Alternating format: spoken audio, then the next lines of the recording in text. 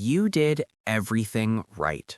You studied hard. You got the degree. You landed the stable job with the benefits package and the 401k match. You bought the house with the white picket fence, the one your parents told you was the finish line.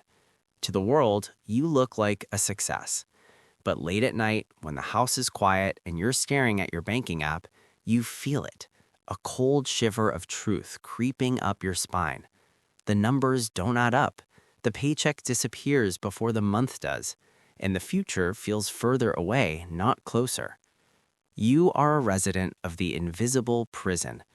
It's a place where a six-figure salary somehow feels like poverty, where a $300,000 net worth, which most Americans will never reach, still feels like absolutely nothing when you do the math against inflation, healthcare costs, and a retirement that keeps getting pushed back.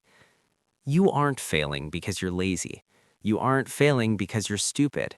You're failing because you are playing a game that was designed for you to lose.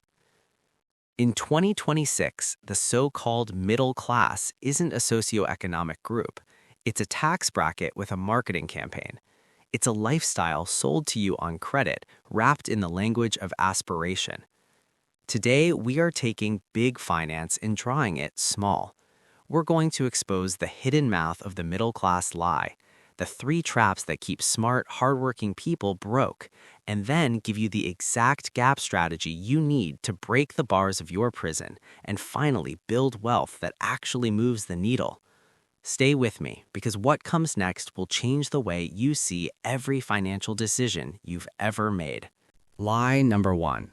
The one your parents believed, your guidance counselor preached, and every HR recruiter still sells. A stable job is safe. It isn't. In the 2026 economy, a single salary is actually the riskiest financial position you can hold. And I can prove it with what I call the real cost of being average.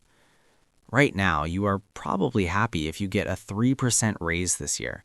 Your manager calls it a strong review cycle. You call it a win. But here is the hidden math your employer doesn't show you. The actual cost of living the average American lifestyle, health insurance premiums that rose 7% this year, the singles tax that punishes you for not splitting a mortgage with a partner, the homeowner's nightmare of maintenance, property taxes, and HOA fees, that cost is rising at triple the rate of your raise. Every year you stay on that treadmill, you are mathematically falling behind, not because you're spending recklessly, but because the floor is rising while your income crawls. And here's the part no one talks about. Single income dependency is fragile. One layoff, one health crisis, one economic contraction, and the plank snaps. The wealthy don't have one income stream. They have 5, 7, 10. Not because they're greedy, but because they understand that diversification isn't a luxury, it's armor. Your first move out of the invisible prison isn't a bigger salary. It's a second revenue source, however small, that begins to exist independently of your employer's quarterly mood. Let's explain the second lie like you're 5 years old, because sometimes the simplest stories carry the sharpest truth. Meet Monkey A. Monkey A has a $70,000 truck. He financed it. The payment is $1,100 a month. He washes it on weekends. His neighbors are impressed. His parking lot is impressed. His bank account is not. Meet Monkey B. Monkey B drives a 2014 Honda Civic that is paid off. He is not impressive at stoplights. But he has a mountain of bananas, because every month, while Monkey A is funding a truck payment, Monkey B is funding his future. This is the fake rich trap. The system, and I mean advertising, social media, and the entire consumer finance industry, is engineered to make you feel like you're behind unless you look the part. The $70,000 truck, the luxury apartment upgrade, the kitchen renovation that adds 0 to your net worth. These aren't purchases. They are wealth transfers from your future self to someone else's bottom line. Now let's do the hidden math. That $1,100 truck payment invested instead at a modest 8% annual return over 30 years. That's not $70,000 you're spending. That is $1.5 million in retirement wealth you are trading away for a badge on a tailgate. Let me say that again. The truck doesn't cost $70,000. The truck costs $1.5 million. This is how the middle class gets taxed into poverty, not just by the government, but by their own psychological need to perform success before they've actually built it. The wealthy look boring at 35, so they can look extraordinary at 55. The middle class looks rich at 35 and wonders why they're still working at 68. Now that we've named the prison, let's talk about the key. To break the middle class lie, you have to rebuild your relationship with money around one core principle. The gap is the game. Not your salary, not your job title, not your credit score. The gap, the distance between what comes in and what goes out, is the only number that actually matters. And here is where most people make their first mistake. They try to fix the gap by being cheap, cutting lattes, using coupons, suffering their way to savings. That is not the strategy. That is punishment. The wealthy don't get rich by not spending on lattes. They get rich by ruthlessly eliminating large, invisible, joy-free expenses, the car they don't love, the subscriptions they forgot about, the house that's 400 square feet bigger than they need, and then aggressively deploying those dollars into income-generating assets.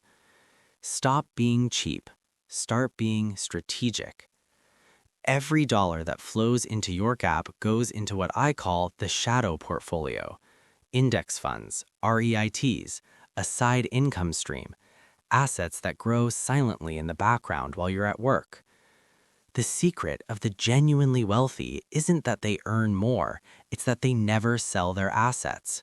While the middle class trades time for money and then trades money for status, the wealthy let their money do the trading for them. Month by month, the shadow portfolio grows, quietly, without ego, without a parking space. And then, and this is the moment everything changes, your investment income begins to approach your salary income. The gap starts feeding itself. This is the snowball effect. Once money starts making money, the math no longer works against you. It works for you.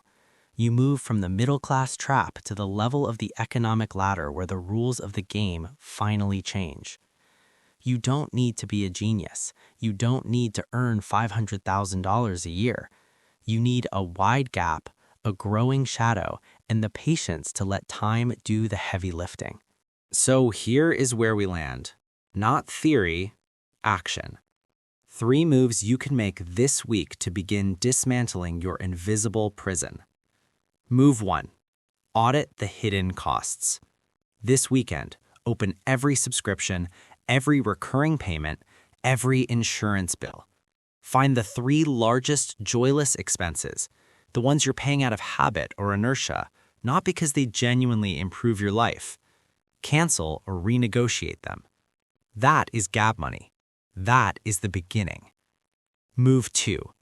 Start the shadow, even small. If you have no investments, open a brokerage account this week. Put in $50. It's not about the $50.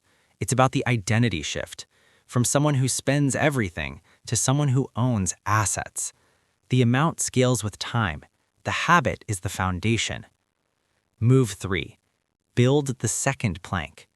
Identify one skill, one interest, one asset you already have that could generate even $200 a month outside your salary. Freelance, rent, resell, create. The goal isn't to quit your job tomorrow. The goal is to stop standing on one plank over the canyon. The middle-class lie is not a life sentence. It is a default setting, and defaults can be changed.